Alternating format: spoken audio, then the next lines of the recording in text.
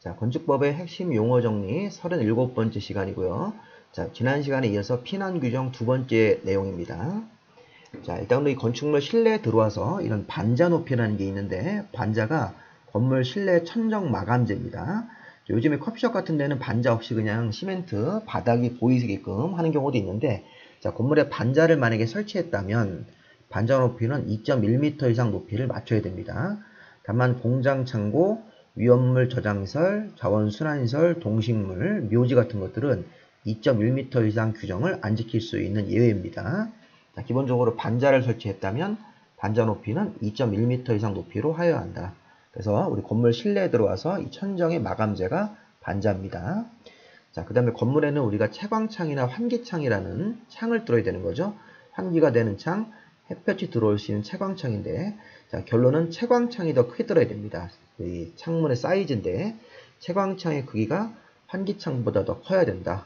자, 왜냐면 채광창은 거실 바닥 면적의 10분의 1 이상 크기로 뚫어야 되고, 환기창은 거실 바닥 면적의 20분의 1 정도 이상 사이즈로 내야 됩니다.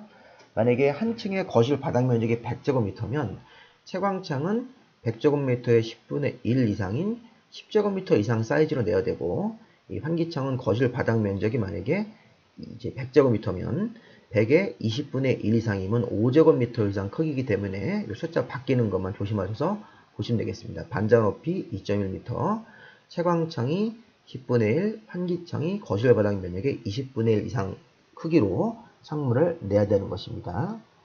자, 방화지구안의 건축물. 자, 우리가 이제 뭐 문화 및 집회나 의료나 공동주택 등 여러 가지 건물들이 있습니다. 이건 좀 어렵습니다. 기본서 보시면 이게 건축물의 주요 구조부와 지붕을 내화 구조로 하는 건물들이 여러 가지가 있는데, 이건 참고로 그냥 보시고, 건물이 불이 났을 때도 견딜 수 있게 내화 구조로 해야 되는 건물들. 요건 건물들이 굉장히 많기 때문에 강의하기 어려우니까 넘어가시고, 요 대규모 건축물이 1000제곱미터 이상 건물이면 이 방화벽으로 구획해서 화재가 건물 전체가 다 타지 않게끔 방화벽으로 구획을 해야 되는데, 구획되는 바닥 면적이 1000제곱미터 미만이 돼야 된다. 자, 간단하게 사진을 보시면요. 자, 이게 건물 전체가 1000제곱미터 이상의 1층짜리 건물입니다. 연면적 1000제곱미터 이상. 예를 들어서 이 건물이 1500이다. 그럼 중간에 이렇게 방화벽을 막아서 여기 칸하고 요 뒤에 칸하고 나눠야 된다는 겁니다. 1000제곱미터 미만이 되도록. 자, 이 건물 자체가 1층짜리 건물이고 연면적이 1500이면 앞에 글씨에서 1000제곱미터 이상 건물이 되는 거죠. 1500이면 방화벽으로 중간에 구획을 해서 구획된 각 부분 면적이 1000제곱미터 미만이니까 요 앞에 부분하고 뒤에 부분이 1000제곱미터 미만이 되게 구획을 두 개로 나눠서 해야 된다. 그래서 한 군데서 화재가 났을 때 여기만 타고 이 다음 방으로 넘어오지 않게끔 방화벽으로 구획을 해야 되는 규정들 참고로 보시고, 이런 거는 그 1000제곱미터 미만이 되게 구획해야 된다. 요거 요 사이즈만 좀 한번 눈에 보시기 바랍니다. 관련 조항들 보시고. 자, 이 피난 안전구역, 자, 이거 중요하죠. 시험 문제에서 나왔던 규정인데, 자, 우리 초고층 건물 예전에 50층 이상이라고 배우셨을 겁니다.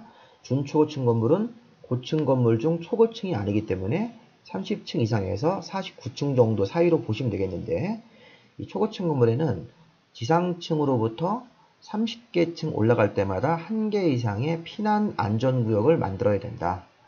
자, 그다음에 초고층, 준초고층 건물은 전체 층의 2분의 1 해당되는 층으로 위로 5개, 아래로 5개 범위를 잡아서 그 공간에다가 피난 안전구역을 1개 이상을 만들어야 된다. 자, 무슨 말이냐면, 자, 이거 초고층 건물인지 확인하십시오. 1층부터 100층까지입니다. 자, 초고층 건물은 50층 이상이면 초고층 건물이기 때문에 100층이면 당연히 초고층 건물이 되겠죠. 그러면 30층 올라갈 때마다 한 층 전체를 피난 안전구역으로 만들어서 불났을 때 대피할 수 있게끔 해주셔야 되는 겁니다. 자, 요렇게 한번 보시고, 그 다음에 40층짜리 건물이면 준초고층 건물입니다. 자, 준초고층 건물은 30층 이상 49층 범위 안에 있는 것들. 그럼 준초고층 건물은 40층의 중간층이 20층입니다. 2분의 해당되는 층. 여기서부터 위로 5개, 밑으로 5개, 요 사이 범위 안에다가 피난 안전구역을 1개 이상만 만들면 된다. 이렇게 보시면 되겠습니다. 자, 지하층 규정 넘어가겠습니다. 지하층은 우리 한 층의 2분의 1 이상이 지하로 내려가 있는 것들이죠. 자, 지하층은 건물 층수에는 들어가지 않는다. 우리가 통상적으로 지하 2개 층이 있고 지상으로 10개 층이 있으면 지상 10개 층만 가지고 건물의 층수가 10층짜리 건물이다 이렇게 하는 겁니다. 여러분 63빌딩이 우리가 63빌딩이라고 이렇게 호칭을 하는데 지금 이제 한화가 가지고 있는 건물인데 63빌딩은 지하로 3개가 있고 지상으로 60개가 있습니다.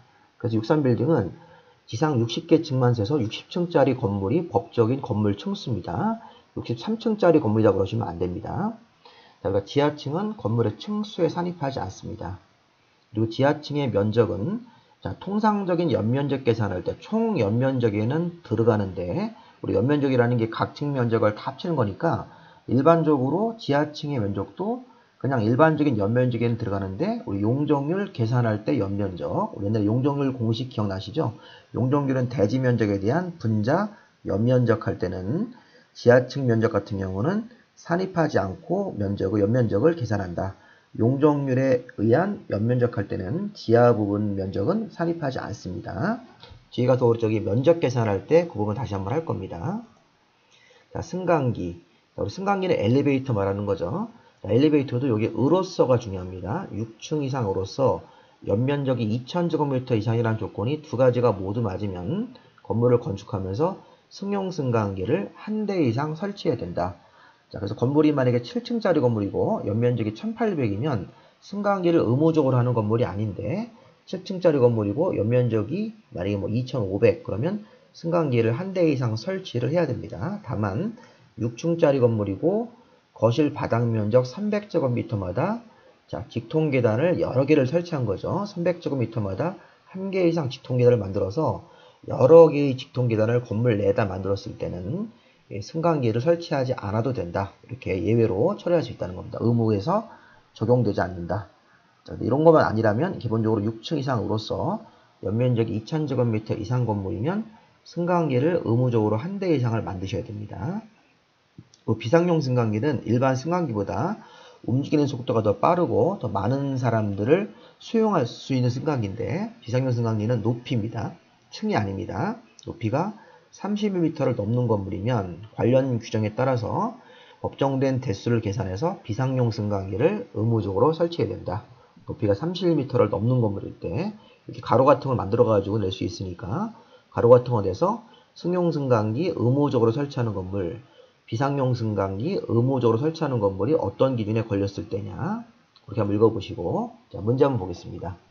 자, 우리 고층 건물의 피난시설 중에서 63층짜리 건물입니다. 자, 이거는 이제 63빌딩이 아니라 아까 63빌딩은 60층짜리 건물이라 했는데 문제를 내시는 분들이 그냥 63층으로 낸 겁니다. 임의로. 자, 우리가 63층짜리 지상으로 63층짜리 건물이 있다. 그럼 초고층 건물이니까 자, 초고층 건물 우리 건물의 높이도 우리 기존에 이제 200m 넘어가면 초고층 건물이 되는 거니까 근데 여기 높이에 안 걸리더라도 층에 걸렸기 때문에 초고층 건물이 되는 거죠. 63층 초고층 건물이고 높이 기준 안 보셔도 돼요. 하나만 걸리면 되기 때문에 50층 이상이거나 건물 높이가 200m 이상 그래서 보시면 50층 이상이거나 건물 높이가 200m 이상이면 초고층 건물인데 여긴 안 걸리더라도 층에 걸렸기 때문에 초고층 건물일 때는 초고층 건물이니까 자, 피난층으로 내려갈 수 있는 직통 계단과 연결되는 피난 안전구역을 이 앞에 있는 말들은 그냥 수식어입니다. 초고층 건물일 때는 피난 안전구역을 최대 30개 층마다 올라가면서 1개 이상을 설치하는 거니까 초고층 건물 30개 층마다 1개 이상씩은 설치해야 된다. 이런 식으로. 그래서 같은 경우 63층이 지상 63층이면 30층 정도 하나 들어가야 되고 60층 정도 한 번 더 들어가야 되겠네요. 그런 정도로 초고층 건물을 이렇게 뒤면서 피난 안전구역을 만들어야 된다. 초고층 건물일 때는 30개 층 올라갈 때마다 1개 이상의 피난 안전구역을 설치해야 된다. 4번이 답이겠죠. 자, 지하층에 관한 설명이다. 가장 옳은 것은 지하층은 건물의 층수에 산입되지 아니한답니다. 건물의 층수 계산할 때는 항상 지상만 가지고 계산하는 겁니다.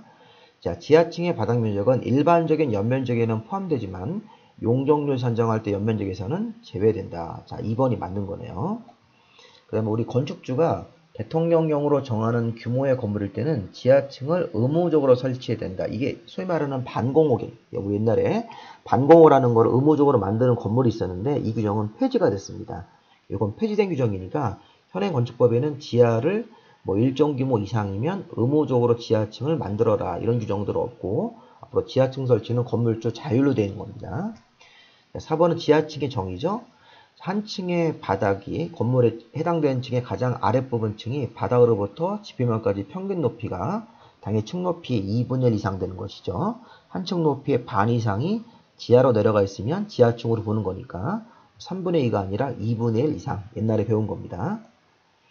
자, 지하층의 바닥에서 지하층을 산정할 때 지표면으로부터 높이가 서로 다른 경우 이런 형태로 이렇게 사선으로 건물이 묻혀 있을 때는 이 평균 높이를 재서 지하층 여부를 판단하는 거니까 가장 높은 높이가 아니라 평균 높이를 찾아서 이 바닥에서부터 지표면까지 높이를 재는 거니까 이거 평균 높이라고 바꿔서 적용을 하시면 되겠습니다. 5번 지문은 그냥 참고로 보셔줬습니다. 이거는 지하층을 판정을 할 때 건물에 이렇게 사선 형태로 지하로 묻혀 있을 때는 이 평균 높이를 찾아서 묻혀 있는 높이를 계산하는 거지 가장 높은 높이를 기준으로 높이를 재는 것이 아닙니다.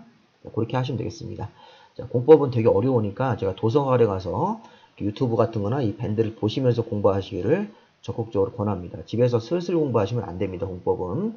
우리가 이제 시험이 이제 얼마 안 남아 가고 있죠. 몇 개월 안 남았으니까 공법 공부를 저와 함께 열심히 하셔서 올해 꼭 합격하시기 바랍니다. 여기까지 마무리하겠습니다.